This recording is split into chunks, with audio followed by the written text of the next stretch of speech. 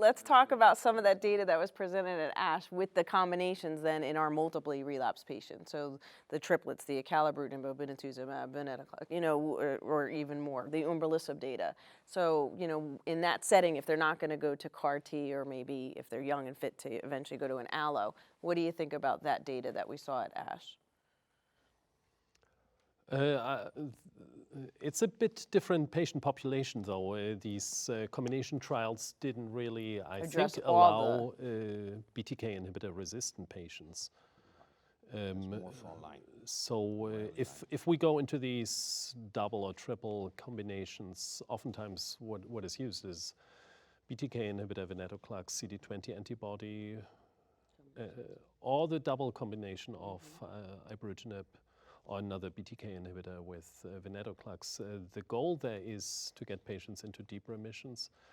Durability of these remissions is unclear at this point, and what's not defined either is what is the best population of patients to go into.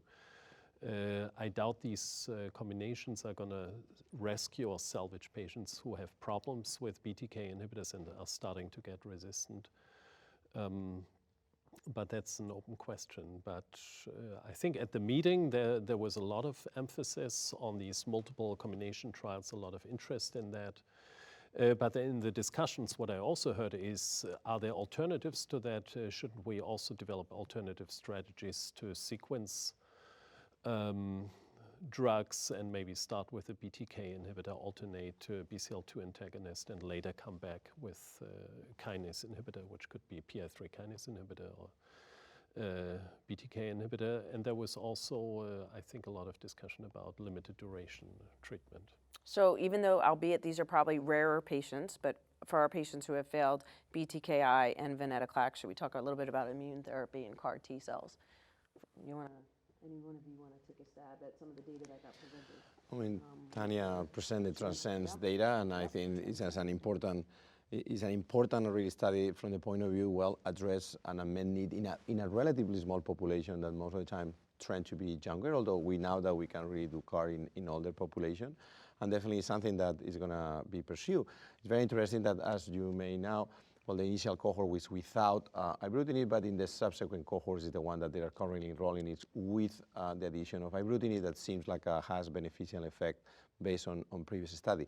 So again, I think the more and more I really discuss with these patients, it continue to be a very, very small proportion of patients the ones who really candidate to these cellular therapies. Most of them, the one who fail, BCR or BTK or BCL2, and obviously they may have a very, very short life with maybe with the PI3K, and definitely, in the younger population with high risk features, the ones who can really benefit. I think the question is, are those kind of new therapies or CAR T are gonna really, completely wipe out the allogenic bone marrow transplant? I think is maybe the big question, right? Because we still recognize that the EMBAT recognize that after 2 failure, those patients, if it's young, they should really consider for an allo BMT. The question is how many can go there, how many they can be on remission, in a good remission to go there, that I think is the problem. So maybe we're gonna really go back to the story of the ALL, when we know that very, very likely CAR T-cell therapies don't really have a durability, and we don't know in CLL, but maybe another step forward to really bridge some of this younger population to a stem cell transplant, or see how durable are these responses. For now, it still is, in my opinion, early data and it still need to be mature.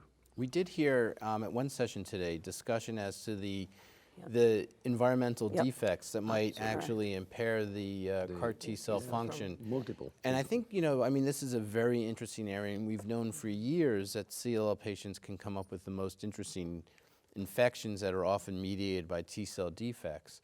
And so it would be, so 2 questions come to mind. At one point in the future, we may know how we can sort of fix that issue and make the CAR T-cells more efficacious. The other question is whether or not there's a role for CAR T-cells in consolidation. Maybe if we give patients some therapy to debulk them, get the immune system back to health, that then may allow us at that point in time use CAR T-cells effectively. And when we look at the bispecific antibodies, the CD19, CD3 ones in particular, the dose escalations through lymphoma cohorts has been much easier than in the CLL cohort. So the T cells are they're so different in the CLL patients that we still have a lot to learn. So for the role for CAR T cell currently, besides on clinical trial? So I really Given only all reserve the- it for patients who have really run out of other options. I think we also have to realize that the CAR T trials that are ongoing right now, they are also for patients who failed both BCL2 and BTK. And the vast majority of patients who are enrolled on these trials are patients who've seen chemoimmunotherapy and do really have super aggressive disease. And we have all seen those patients who failed venetoclax as second line or salvage therapy. And you cannot go in without measurable disease. So if you're in a complete remission, you cannot get a CAR T. So you need to have measurable disease before you can get onto those clinical trials. So you're selecting out a patient population that is expected to do really poorly. Right. And that's why I agree completely that maybe we should use it in the consolidation setting in the patient with the true high-risk features and documented progression on a BTK inhibitor before they get into a MRD negative CR. Or maybe you can use venetoclax as salvage. And the second issue is that we know that the T cells are anergic in patients with CLL. So maybe joining or combining the peri-CAR T harvesting, reinfusion with an immune stimulating drug of some sort, possibly a BTK inhibitor, possibly something else, I think that is probably the strategy that can be employed to augment it. And then with the new products that are coming out, hopefully the cytokine release and the neurotoxicity, all of the side effects would be much easier to manage and possibly do this as an outpatient.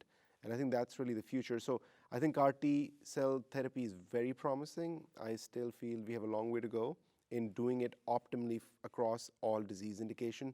And I think CLL is still a very unique disease group. And but we're still very excited because we have seen long-term remissions in patients with heavily refractory diseases. I want to add that the coming trials for CLL CAR T going to incorporate specific arms where the patients can be treated with ibrutinib high-risk patient and they can really be intervened with the goal to really produce a further response, really addressing the question that maybe we should explore the possibility to produce really deeper responses, immunological deeper responses in a population of patients who, in the long run, we know that with targeted therapies may not really be the best way to go.